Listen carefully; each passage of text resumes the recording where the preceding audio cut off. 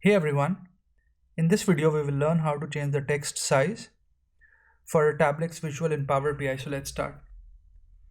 I've got this file open here with me and I've also uploaded this file to GitHub. You can download the file and do the tutorial along with me. I'll leave a link to the file in the video notes.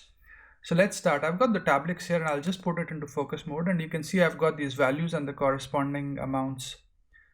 So to change the text size, you go to the Format tab, you click on the Format tab, and then you go down till values and click on values, and then you just go down further and you can change the text size. So you can increase it. So let's see, we can increase it to 9, 10, 11, or we can go a little lower.